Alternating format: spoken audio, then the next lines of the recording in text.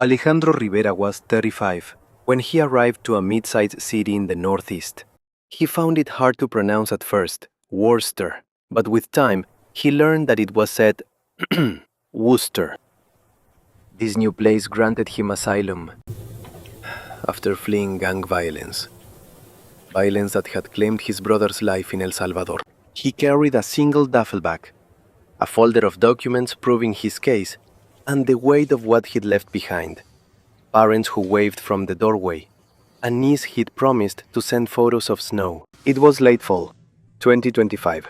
Headlines spoke of post programs, extended waits for work permits, reviews of existing cases, words that made his stomach tighten. But he was here.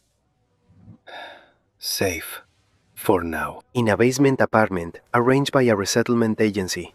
One narrow room, a bed, a hot plate, and a small window at street level where passers-by's feet hurried past.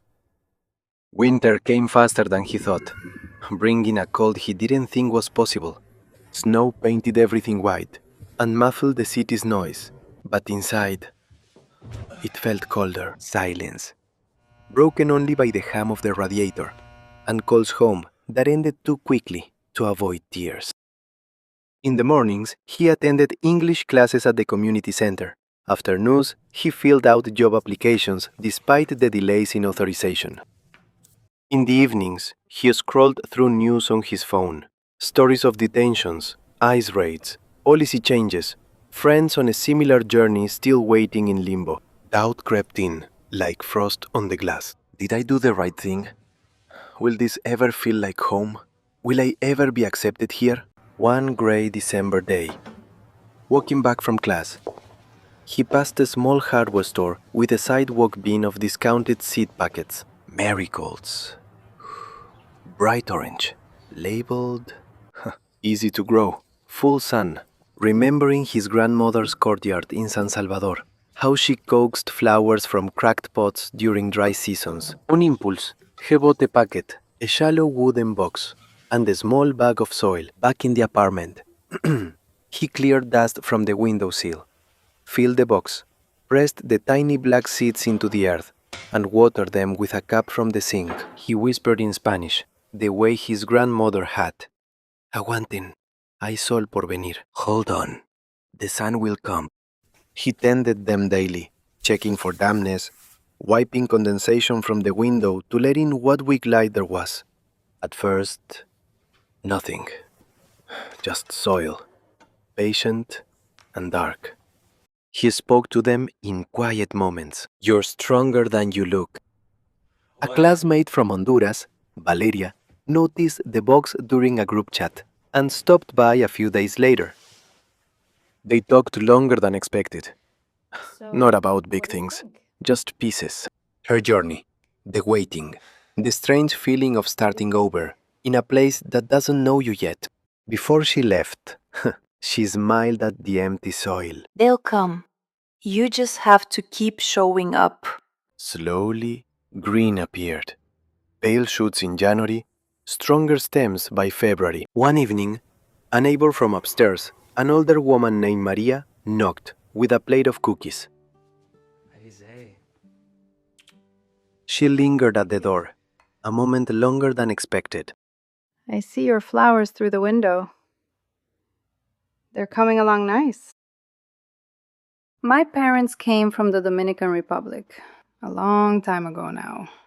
But I remember what it felt like, starting over.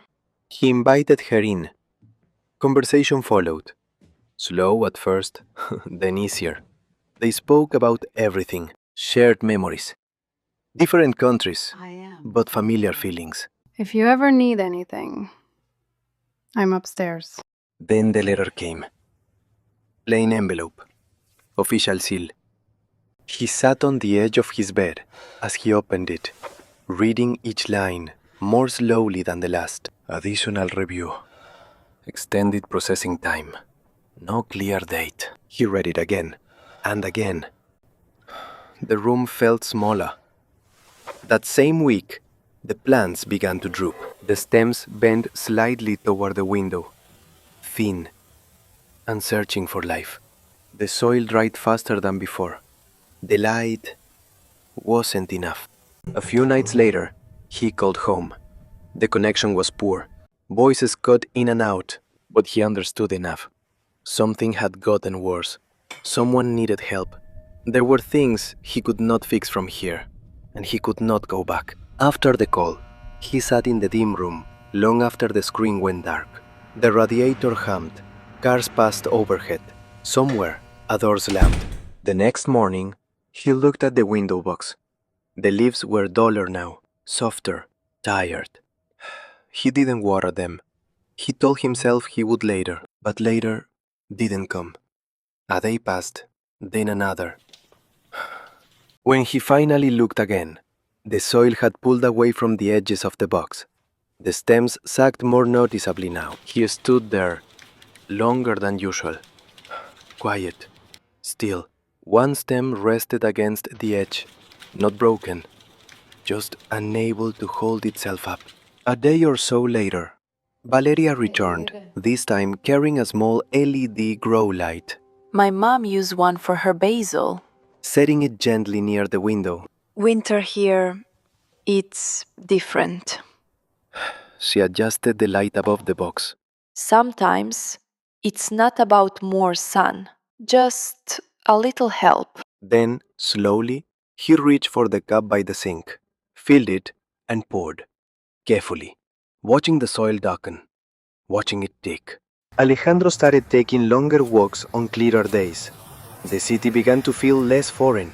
The smell of fresh bread from the corner bakery, kids building snowmen in the park. He volunteered at the center, helping newer arrivals with forms and translations. A few days later, Alejandro and Maria were sitting and talking when they heard a knock on the door. Valeria returned. She greeted them both with a hug. Then noticed the plants. They look better, he nodded. The three of them sat for a while, talking. Not just about where they came from, but where they were now, the waiting, the not knowing, the small things that made it bearable. Later that week, Maria knocked again, this time without cookies, just to check in. The conversations came easier now. Different stories, same feeling. By spring, the marigolds bloomed. Vivid bursts of orange spilled over the edges of the box. He transplanted extras into small pots and brought them to the community center. Kids planted them in recycled cups and carried them home proudly. Alejandro found part-time work at a warehouse once his permit finally cleared. Not ideal, but steady. He could now send money home. The seasons turned again. The next winter came quieter. Not easier, but steadier. Snow fell outside the same small window. This time, the marigolds were already growing inside. Stronger now, used to the rhythm. One evening, before stepping outside to help his neighbors shovel snow, he looked at the window first.